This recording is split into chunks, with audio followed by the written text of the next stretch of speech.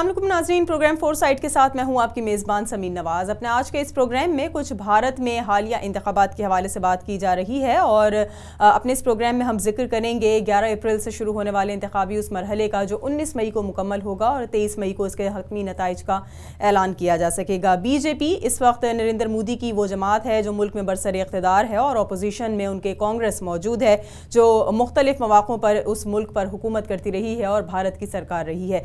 कांग्रेस और बीजेपी के दरमियान कितना ज़बरदस्त मुकाबला मुतवक्के है मौजूदा इलेक्शंस में और किसकी सरकार बनती हुई नज़र आ रही है, अवाम की इस बारे में क्या राय है। एक सर्वे रिपोर्ट पहले आपको दिखा देते हैं कि 2014 को जब मोदी सरकार ने चार्ज संभाला था, इंतखाबात के बाद कामयाब होने के बाद उन्होंने मुल्क की बागडोर संभाली थी, उस वक्त से लेकर और अब तक क्या कुछ उन्होंने अपने कहे पर अमल दरामद कर कर दिखाया और वहाँ के इंतखाबी तरीक़ाकार के हवाले से क्या कुछ कवानीन है जिन पर अमल दरामद किया जा रहा है। इस बारे में पहले एक रिपोर्ट देख लेते हैं और फिर उसके बाद ब्रेक लेंगे। ब्रेक के बाद वापस आएंगे तो इस पर बात करने के लिए हमारे साथ भारत से मौजूद हैं सीनियर सहाफ़ी और तज्ज़ियाकार जनाब रशीदुद्दीन साहब। उनसे उनका तज्ज़िया जानेंगे, इन इंतखाबी अमल और प्रोसेस के हवाले से बात करेंगे एक मुख्तसर से वक्फे के बाद। जमहूरियत भारत के इलेक्शन के आदाद व शुमार हैरान कुन हैं। इन इंतखाबात पर जहां 7 अरब डॉलर्स की लागत आएगी, वहीं इलेक्ट्रॉनिक वोटिंग मशीनों को दूर दराज के नारसाई वाले इलाकों तक पहुंचाने के लिए हाथियों का इस्तेमाल किया जाएगा। इन इंतखाबात में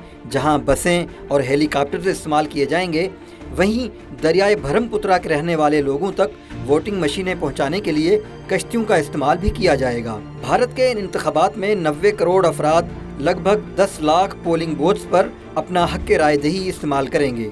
ये तादाद अमेरिका और यूरोपीय यूनियन की आबादी से भी ज्यादा है। ये इंतखाबी अमल अप्रैल और मई के 6 हफ्तों तक जारी रहेगा। इस पर बड़ी तादाद में ज़राए इंतजामी मनसूबाबंदी के साथ साथ अच्छी खासी लागत आएगी। इंतखाबात के पुरअमन इनकाद के लिए 1 करोड़ अहलकार तैनात किए गए हैं।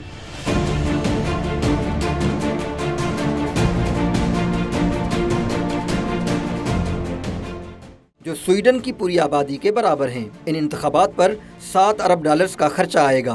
पिछली बार 450 सियासी जमातें मैदान में थीं। इस बार ये तादाद मजीद बढ़ेगी। इन इंतखाबात में सियासी पार्टियां पहले के 5 अरब डॉलर्स की बनिस्बत 40% ज़्यादा अखराजात करेंगी। ज़्यादातर अखराजात ट्रांसपोर्ट, एडवर्टाइजिंग और सोशल मीडिया कैंपेन पर होंगे। टीवी पर स्लॉट अलाट करने वाली भारतीय फिल्म जीनत इंडिया के मुताबिक इन इंतखाबात में 26 अरब रुपए सिर्फ इश्तिहारात की मद में खर्च किए जाएंगे। भारतीय जनता पार्टी बीजेपी का ख्याल है कि हालिया दिनों में पाकिस्तान के साथ कशीदगी के बाद पैदा होने वाले कौम परस्ती के जज्बात का सहारा लेकर वो ये इंतखाबात जीत सकती है। बीजेपी गिरती हुई देही मईशत के पेश नज़र किसानों को पेंशन देने का वादा कर रही है, जबकि दूसरी जानिब बढ़ती हुई बेरोजगारी की वजह से वोटर मोदी से नाराज हैं, क्योंकि 2014 में उनका वादा रोजगार की फराहमी का था। अगरचे मोदी की शोहरत में कमी वाक़ई हुई है, मगर अभी भी पोल्स के मुताबिक उनके नंबर अपने सबसे बड़े हरीफ राहुल गांधी से ज्यादा हैं। वज़ीर आज़म नरेंद्र मोदी ने अपने आप को एक मजबूत कौम परस्त रहनुमा के तौर पर पेश किया है। एक तरफ जहां मोदी दूसरी बार मुंतखब होने के लिए पुरुमीद हैं, वहीं कांग्रेस वोटरों को एक फलाही रियासत की उम्मीद दिलाकर इक़्तिदार में आना चाहती है। माहिरीन का कहना है कि इन इंतखाबात में कौमी सलामती के मामलात लोगों के रोज़मर्रा के मसाइल की बनिस्बत ज़्यादा बहस में आ रहे हैं। दूसरी जानिब नेहरू ख़ानदान की 5वीं पीढ़ी से ताल्लुक़ रखने वाले राहुल गांधी की क़यादत में कांग्रेस भी इस बार इक़्तिदार वापस लेने की कोशिश कर रही है। 2014 के इंतखाबात में कांग्रेस को अपनी तारीख की सबसे बड़ी शिकस्त हुई थी। कांग्रेस का ख्याल है कि भारत में बढ़ती हुई गुर्बत इन इंतखाबात में गेम चेंजर साबित होगी। पिछले बरस कांग्रेस ने सूबाई इंतखाबात में 3 रियासतें बीजेपी से जीत ली हैं, इसलिए कांग्रेस की उम्मीदें इन इंतखाबात में बहुत ज़्यादा हैं। भारतीय इंतखाबात में इलाकाई पार्टियों का किरदार अहम होगा। अगर दोनों बड़ी पार्टियां पार्लियामेंट में अक्सरियत लेने में नाकाम रहती हैं तो इलाकाई पार्टियों के साथ इत्तेहाद ही उन्हें इक़्तिदार तक ले जा सकता है।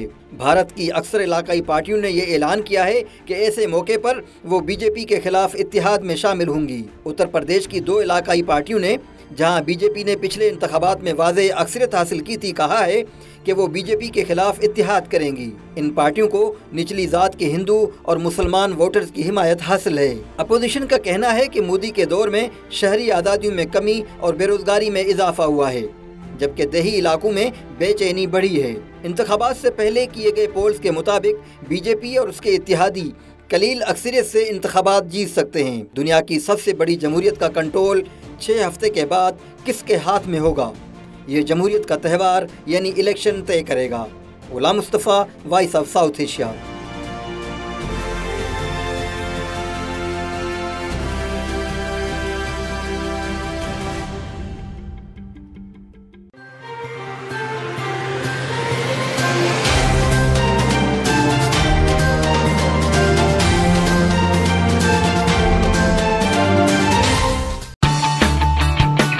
बेरिज शेवरलेट तमाम कंपनियों की इस्तेमाल शुदा गाड़ियाँ स्पेशल APR रेट्स 0.9 से 1.9 तक खरीद फरमाएं। TLC ड्राइवर्स के लिए स्पेशल फाइनेंसिंग दस्तियाब है। तमाम कंपनियों की गाड़ियों की सर्विस समेत करम फरमाओं के लिए हम दे रहे हैं एक खास ऑफर। हमारे आउटलेट से गाड़ी खरीदिए और कार वॉश की सहूलत लाइफ टाइम के लिए मुफ्त हासिल कीजिए। Bearish Chevrolet 1575 86 street, Brooklyn, New York.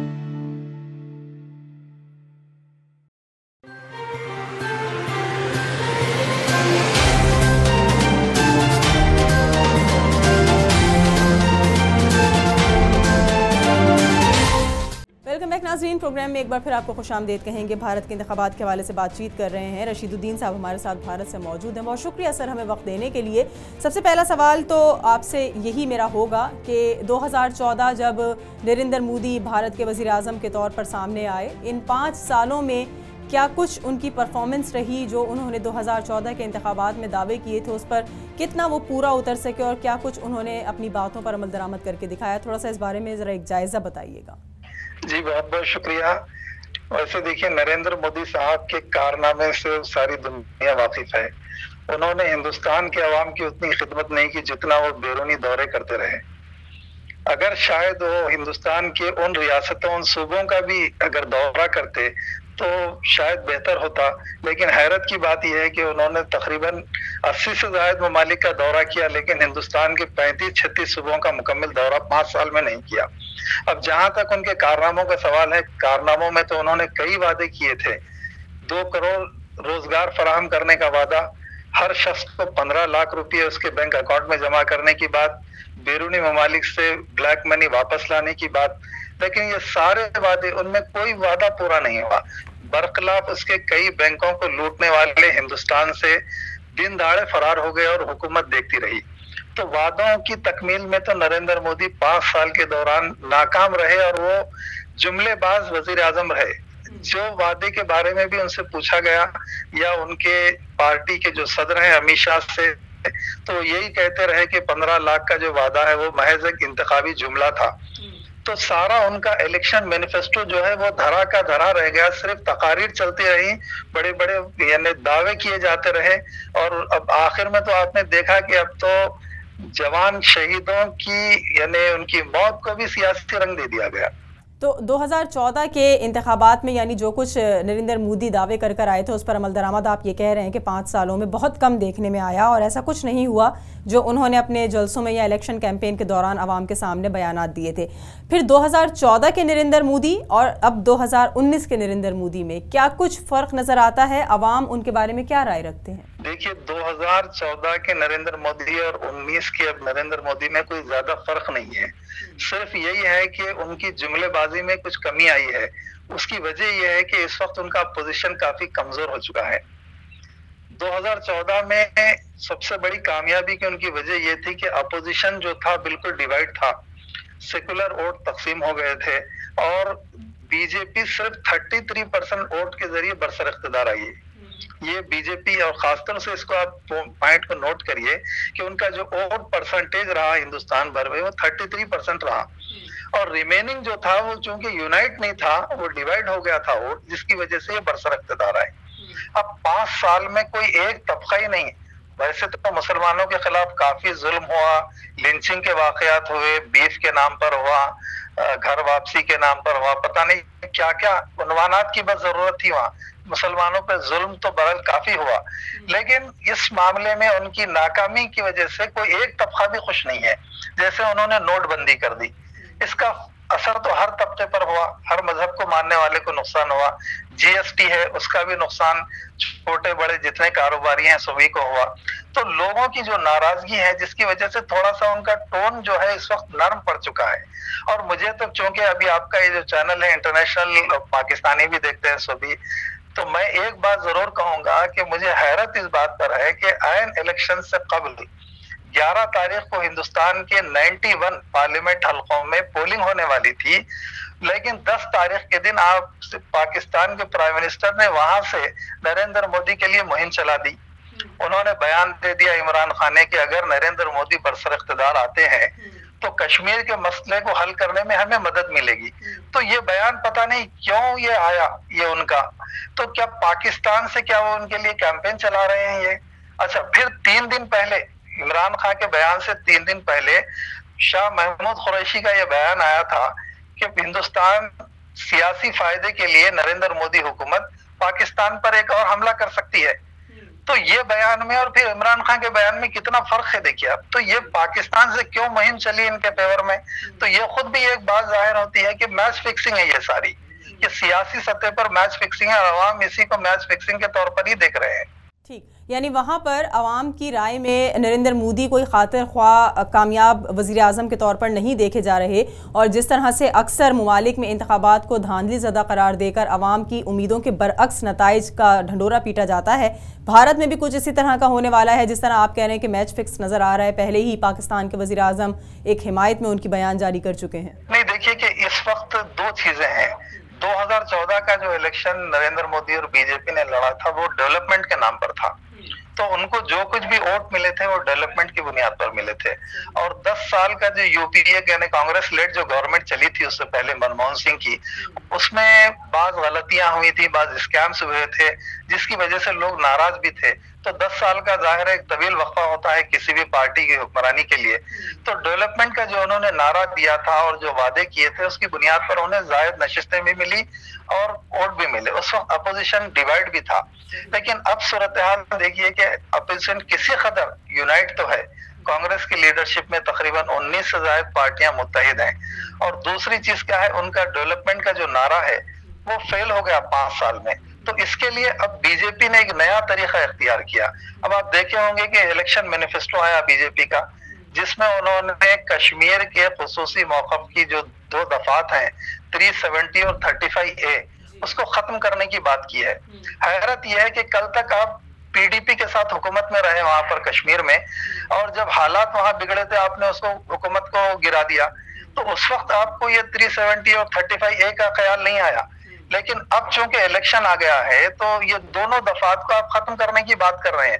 तो ये है राम मंदिर का मसला है, यूनिफॉर्म सिविल कोड है, फिर मुसलमानों की शरीयत में मुदाखलत है, खासतौर से उनका ट्रिपल तलाक का जो बिल है वो चाहते हैं कि पार्लियामेंट में मंजूर हो, उसको कानून साजी की शक्ल दी जाए।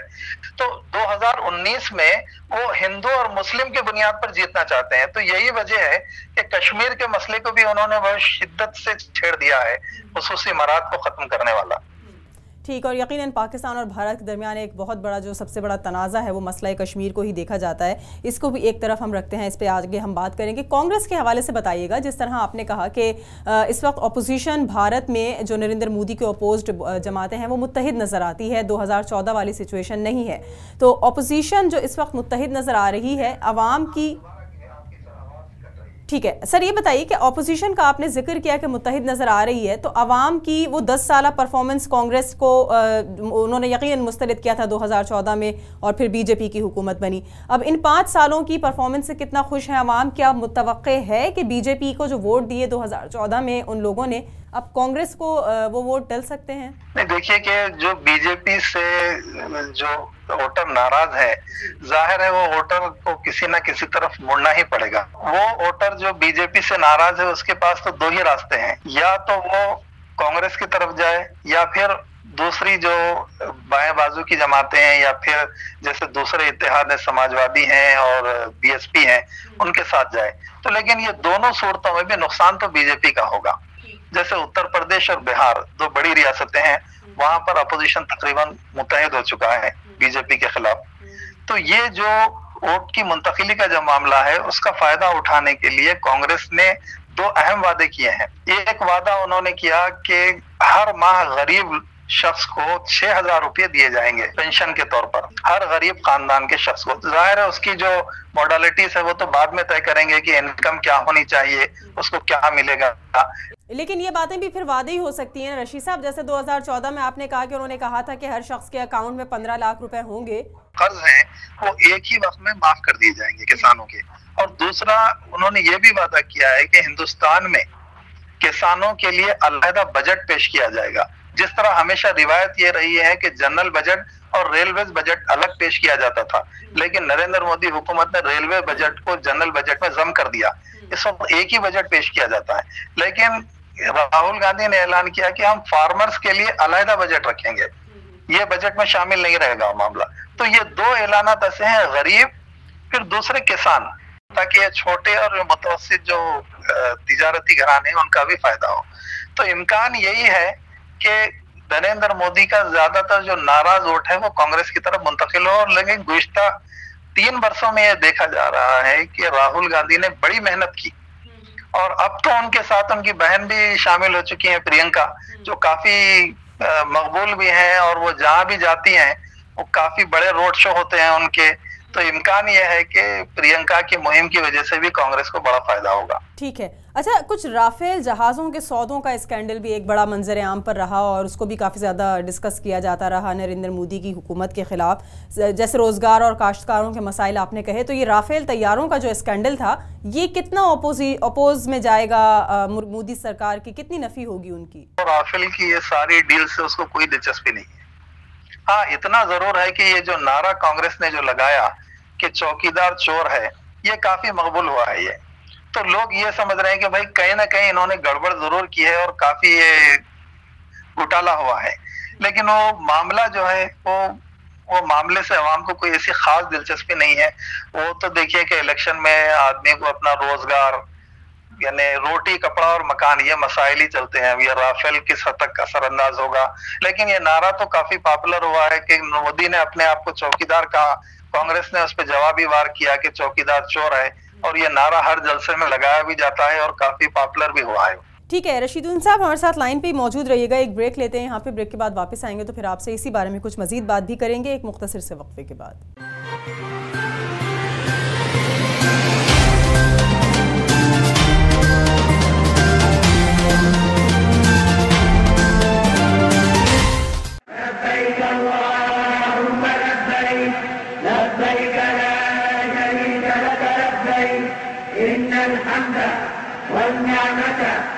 एक मुसलमान की सबसे बड़ी ख्वाहिश अल्लाह के घर का तवाफ और रोज़ा रसूल पर हाजिरी है। डॉन ट्रैवल्स आपको दे रहा है हज और उम्रे के लिए सबसे बेहतरीन पैकेजेस। तो फिर आज ही कॉल कीजिए 2122441818 या विजिट कीजिए dontravels.com।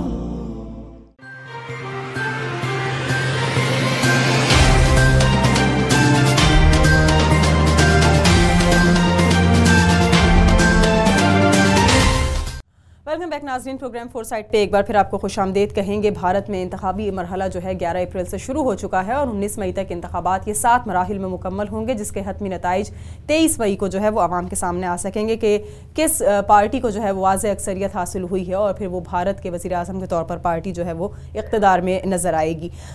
रशीदुद्दीन साहब हमारे साथ मौजूद हैं, भारत से सीनियर सहाफ़ी और तज्ज़ियाकार।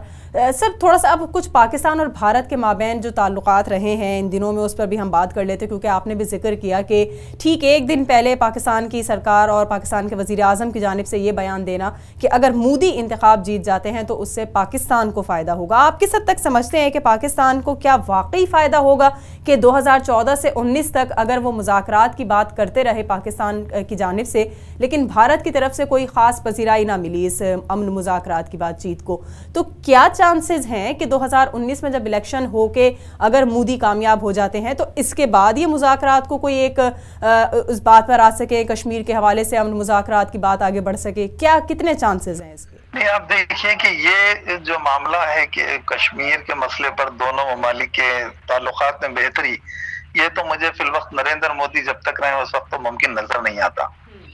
वो इसलिए कि जिस वक्त उन्होंने अपना इलेक्शन मैनिफेस्टो दिया कि आर्टिकल 370 और 35A को खत्म करने की जब बात की, तो उनके जो प्रेसिडेंट हैं और फिर जो मुल्क का जो वजीर दाखिला है राजनाथ सिंह, वो ये कहते हैं कि भाई हम 2025 से पहले किसी भी सूरत में ये खुसूसी मौक़िफ़ को खत्म करना तय कर चुके हैं। तो आप बताइए, अगर मान लीजिए कि वो बरसर इख्तिदार आते भी हैं तो वो उनको कुछ तो करना पड़ेगा अपने उन वोटर्स को खुश करने के लिए जिन्होंने वोट दिया है उनको। तो जब तक नरेंद्र मोदी रहेंगे आप कोई तवक्को नहीं कर सकते भाई कश्मीर के मसले में दोनों ममालिक में कोई कुर्बत हो सकती है। हैरत तो इस बात पर है कि इमरान खान साहब जो इतने तजुर्बेकार हैं, काफी उन्होंने मशक्कत के बाद कामयाबी हासिल की और इस कुर्सी तक पहुंचे, तो क्या वो यूपीए दौर को उन्होंने नहीं देखा? क्या उन्होंने वाजपेयी के दौर को नहीं देखा? कि भाई वाजपेयी के दौर में भी तो संजीदा कोशिश हुई थी ताल्लुकात को बेहतर बनाने की, और वाजपेयी सार्क कॉन्फ्रेंस में इस्लामाबाद आए थे, और ये एक इत्तेफाक है कि मैं भी उस डेलीगेशन में था जर्नलिस्ट के जब इस्लामाबाद आए थे, तो उस वक्त भी यशवंत सिन्हा वजीर खारिजा थे, उस वक्त भी कोशिश हुई थी। उसके बाद में जनरल मुशर्रफ आए, हिंदुस्तान आए, सारे ये प्रोसेस चलता रहा। उसके यूपीए दौरे हुकूमत में मनमोहन सिंह ने कोशिश की, मनमोहन सिंह ने भी एक कमेटी बनाई थी कश्मीर के मसले का जायजा लेने के लिए और रिपोर्ट पेश करने के लिए, लेकिन ये दौर के बारे में उन्होंने कुछ नहीं कहा। उन्होंने ये कहा कि ये नरेंद्र मोदी आएंगे तो ये मसला हमको हल करने में सहूलत होगी। तो क्या उन्होंने बीजेपी के मैनिफेस्टो को नहीं देखा? बल्कि मैं तो ये कहूंगा कि आप वज़ीर आज़म के कोई मुशीर हैं तो उनसे बात कीजिए, करके आप उनसे जरूर सवाल करिए कि 35A और 370 पर इमरान खान का क्या मौक़िफ़ है, वो खामोश क्यों है इस मसले पर। अच्छा, दिलचस्प ये है कि जब उनसे पूछा गया, बैरूनी जो भी जर्नलिस्ट थे उन्होंने पूछा, तो उन्होंने ये कहते हुए टाल दिया, हो सकता है कि ये इलेक्शन का वादा हो। अरे आप एक वजीर आजम है, वजीर आजम होते हुए आप इतने हसास मसले पर, जबकि कश्मीर के हर मामले में पाकिस्तान खुद को एक चैंपियन की तरह पेश करता है इंटरनेशनल फोरम में। जब भी यहाँ कुछ होता है तो आप अक़वाम मुत्तहिदा में हो या कहीं हो, आप आवाज उठाते हैं। इस्लामिक कॉन्फ्रेंस होती है, वहां आप आवाज उठाते हैं। हिंदुस्तान को बुलाने पर आपने ओपेक में आपने एतराज किया, सारी चीजें हैं। लेकिन उसके बावजूद इतना जानते हुए पाकिस्तान का यह नर्म रवैया मोदी के ताल्लुक से नाकाबिल फहम है। लेकिन मैं तो कहूंगा कि नरेंद्र मोदी अगर वजीर आजम दोबारा बनते भी हैं तो ताल्लुकात में कोई ऐसी बेहतरी का कोई ऐसा इम्कान नहीं है। लेकिन जिस तरह आप कह रहे हैं कि इंतखाबी अमल के लिए या इंतखाबी मुहिम के दौरान जिस तरह बयानबाजी इख्तियार की जा सकती है, हो सकता है इमरान खान भी यही समझ रहे हो कि वो एक कश्मीर के हवाले से जो तब्दीली चाहते हैं वहाँ आर्टिकल्स की, वो ऐसा ही हो। क्योंकि जो पाकिस्तान के लिए भारत की जानिब से हमने देखा था कि पुलवामा अटैक की तमाम तर जिम्मेदारी भारत की जानिब से पाकिस्तान पर डाल दी गई, उसको भी यहाँ पर वज़ीर आज़म इमरान खान जो मौजूद है उनके कुछ वज़रा ये कहते नजर आए कि जब भारत में इंतखाबात हों या इंतखाबी माहौल हो तो सरहदों पर कशीदगी थोड़ा बढ़ जाती है। तो इस सोच की हुकूमत इस वक्त पाकिस्तान में मौजूद है, लिहाजा हो सकता है कि वो उतनी अकल से, उतनी फहम फरासत से बात ना कर सकें जिस तरह की आम आदमी या आप लोग कह रहे हैं कि जो तवक्को की जा सकती है कि पाकिस्तान की सरकार की जानिब से ऐसा बयान आना नहीं चाहिए था। पुलवामा अटैक का जिक्र हुआ तो इस पर मैं आपसे बात ये करना चाहूँगी कि इसको एक इलेक्शन कैंपेन के तौर पर देखा गया भारत में भी और पाकिस्तान में भी, लेकिन इस तरह के वाक़यात के बाद से आप समझते हैं कि नरेंद्र मोदी का नाराज़ वोटर, वो शिद्दत पसंद लोग जो आरएसएस से बिलोंग करते हैं या कुछ और ग्रुप से बिलोंग करते हैं, उनका रुझान एक मरतबा फिर मोदी की तरफ हो गया होगा, या वो लोग जो नाराज़ हो गए होंगे मोदी सरकार के 5 सालों में वो वापस मोदी की तरफ पलट कर आ गए होंगे? कुछ ऐसा है वहाँ पे? तो आप देखिए, पुलवामा अटैक हुआ, पुलवामा अटैक के बाद हिंदुस्तान ने एक सर्जिकल स्ट्राइक, जो भी उसकी सच्चाई क्या है वो तो दोनों हुकूमतें बेहतर तौर पर जाने हो। उस सर्जिकल अटैक की एक बात आई, उसमें फिर एक हिंदुस्तान के एक पायलट को आप लोगों ने, पाकिस्तान ने उसको गिरफ्तार किया। लेकिन जब कशीदगी और बढ़ने का इम्कान था, इंतहाई तदब्बर का मुजाहरा करते हुए इमरान खान ने जिस अंदाज में रिहा कर दिया और उससे सारा ये कशीदगी का माहौल उन्होंने खत्म कर दिया और बीजेपी के पास से एक अहम हथियार उन्होंने छीन लिया था। वो वाकई उन्होंने एक ऐसा काम किया था कि बीजेपी ये समझ नहीं पा रही थी कि इमरान खान ने आखिर क्यों छोड़ दिया। ये तो चाहते थे कि उसको वहां रखा जाए, ज्यादा दिन तक उसको टॉर्चर किया जाए ताकि यहाँ पर इलेक्शन की मुहिम में बताया जाए कि भाई हमारे कैप्टन के साथ ये हो रहा है, वो हो रहा है, सारी चीजें हो। लेकिन जैसे ही वो एक लख्त उन्होंने छोड़ने की बात की, सारा मामला इनके लिए वो हो गया, तो वो नुकसान ही हुआ। दूसरी चीज, अब देखिए अब दिलचस्प क्या हुआ कि जैसे ही इमरान खान ने ये बयान दिया मोदी के हक में, आरएसएस हो, विश्व हिंदू परिषद हो या कोई हो, कोई तबसरा करने से बिल्कुल गुरेज कर रहे हैं। ये लोग तय नहीं कर पा रहे हैं कि भाई ये आखिर ये क्या हो रहा है, ये कि हम इसको ये बयान पर क्या रिएक्शन देंगे। तो पुलवामा के हमले को अभी भी इस कदर सियासी रंग दे दिया गया है कि वजीर आजम हो या कोई और, ये तो अवाम से इस हद तक अपील कर रहे हैं कि आपका एक एक वोट जो होगा वो पुलवामा के शहीदों के लिए होगा। तो इस तरह से वोट मांगे जा रहे हैं अब तो। सही। अच्छा, कांग्रेस कितनी कामयाब नजर आती है? अगर मसला कश्मीर के हल की बात करें तो पाकिस्तान के साथ अगर डिस्कशन कांग्रेस का रहे भारत की सरकार के तौर पर, तो बीजेपी की निस्बत कांग्रेस का इस मसले को हल करने में कुछ संजीदगी रखती है? कांग्रेस यकीनन संजीदगी रखेगी, क्योंकि देखिए जिस वक्त ये इंजमाम हुआ था और जिस वक्त ये शराइत तय किए गए थे, जाहिर है उस वक्त कांग्रेस ही थी। ये शराइत जो तय हुए थे 37 हो या 35A हो या 370 हो, तो कांग्रेस यकीनन चाहेगी कि भाई पाकिस्तान से ताल्लुकात बेहतर रहें। और कांग्रेस की तारीख में कभी भी उसने दोनों ममालिक में कशीदगी को यानी इंतखाबी मौजू नहीं बनाया, ना उसको यानी आवाम को जज्बात में लाकर कुछ फायदा उठाने की कोशिश नहीं की कांग्रेस ने। तो उम्मीद की जा सकती है कि कांग्रेस के दौर में मसला हल ना ही सही लेकिन कशीदगी में कमी जरूर आएगी, मुज़ाकरात की बात बढ़ेगी। कई ऐसे मसाइल हैं कश्मीर से हटकर भी जो बाहमी तिजारत के हैं और तिजारती राहदारियों को खोलने के हैं, अवाम की आमदरफ्त में आसानी के हैं।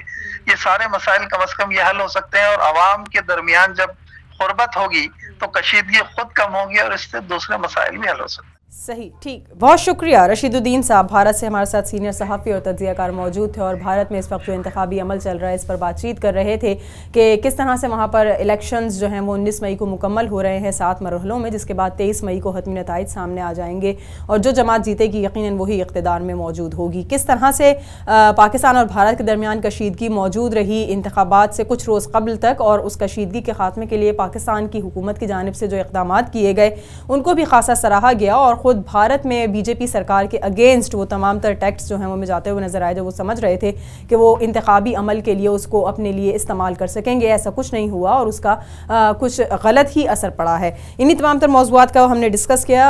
यकीनन 19 मई तक देखेंगे कि किन मराहिल में मुकम्मल हो रहा है और 23 मई को जो रिजल्ट आ रहा है उसके बाद आने की क्या सूरत हाल होगी, आने वाले वक्त में देखा जाएगा। आज के इस प्रोग्राम के लिए टीम के साथ समीर नवाज को इजाज़त दीजिए।